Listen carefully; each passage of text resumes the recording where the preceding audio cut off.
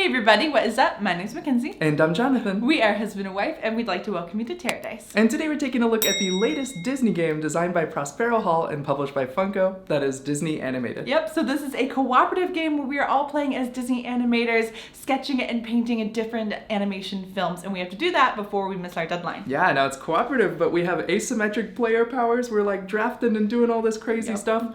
Yeah, this is real interesting. And it's not just about painting some of those bad guys. They're going to try and stop before that film can go into production. So if that sounds like something you might want to play, then just keep watching. Alrighty, so this starts off with first everyone picks one of these wonderful Disney films. We've got Fantasia, Snow White, Aladdin, 101 Dalmatians, Snow White and the Seven Dwarfs. So we got some classic films. And starting with the film that was the oldest film, they're going to go in player order, basically drafting an action tile that's going to give them an action of a certain strength. That could be painting more of their backgrounds. It could be gathering paint buckets so that they can, at the end of their turn, sketch or paint on their different characters on their board. And then they can also do actions like their sound action, which is unique to them. It's their song, their magic, their hi-ho, their dwarves. Yep. And Canine crunchies. Yes, canine crunchies. Yeah, so they're going to do these various different actions. And after you do one action, you're going to slide that tile to be the weakest action. Now all the other ones move up. You're going to do your sort of end of turn things, which could be to fight the calamities that the current villain has unleashed on the studio. Yep. So there will be a villain on top of the stack that is going to be pushing you closer to your deadline. And it's going to require players to do things like discard cards or lose magic or different things like that. And the more you can appease them and work around those obstacles, the less pain that will cause you at the end of your turn. Because once that deadline hits the end of the track, you are either out of time or you finished your films, and that is how you will win or lose. Yeah, so this is actually, this was a really fun game. I'm just going to go in and say that. It was a hard game, which I think was surprising. Well, we played on expert every time. We played on expert. It was expert because that's where we like a challenge. And expert was a little too hard for us.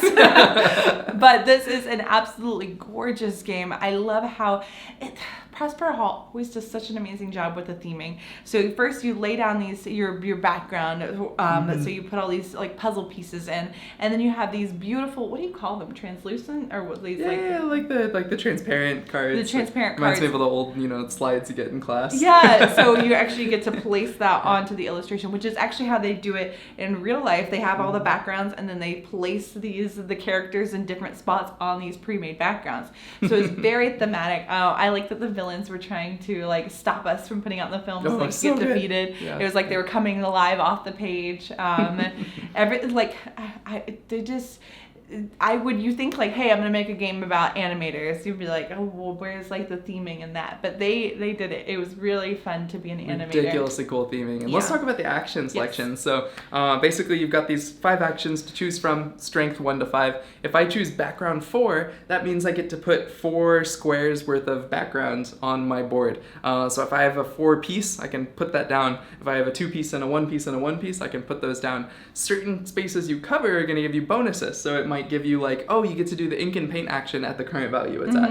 So then I'm like, great, I get 4 points worth of ink bucket or paint buckets. And so those will range 1 to 4 in cost. And so I could get a 4 and a 1, that would be my 5. I could get a 3 and a 2, that would be my 5.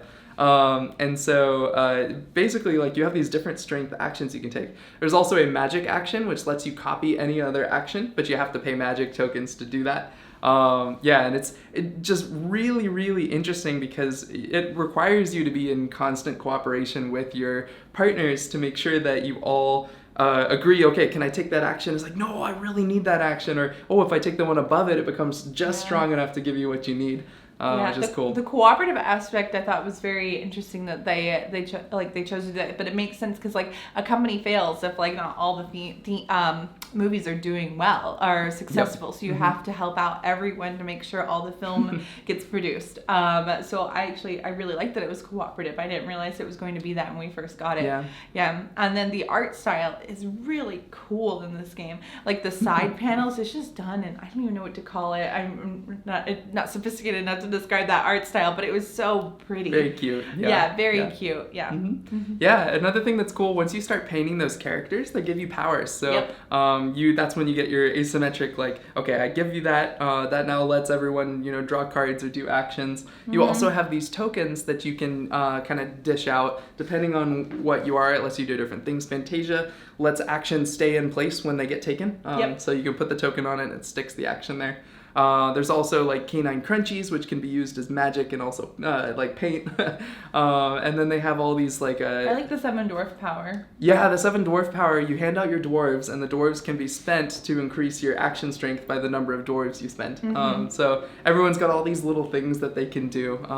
The prince from 7 dwarves also like removes those calamity cards that get in your way. Yeah, and calamity, you're constantly trying to think ahead, and everyone's trying to get rid of these calamity cards. So that means like having enough paint, because sometimes they require paint, and like you have to think about, oh well, I need this paint color, oh but we really need to get rid of this calamity, so I have to turn in my paint color. No, this one really surprised me, because this is absolutely a hobby player's board game. Very much. It is definitely challenging. I could see like a family coming to the store and getting this and struggling a bit in the beginning with the rules. I think they would figure it out, and I think especially if they were playing on easy, it'd probably be a little bit easier.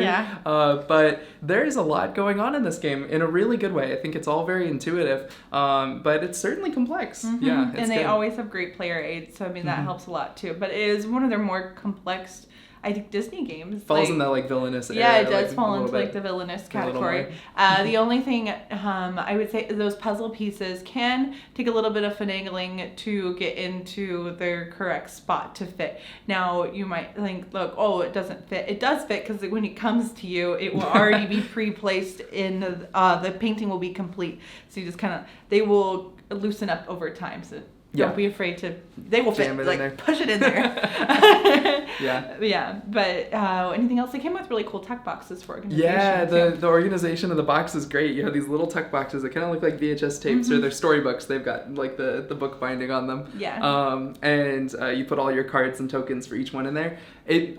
When they come, they're all flat, so you have to do it the first time. But it's made setup amazing, because it's literally to set up. I took the tuck box and I dumped it out in front of each player, and like we were ready to go. Also, just makes it really cute too. Yeah.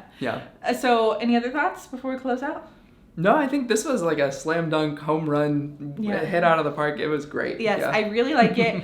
It definitely is a hobby-based game. So if you love Villainous, I think you're really going to like Animated, because it's all the same qualities of why I like Villainous. It is here as well with Animated.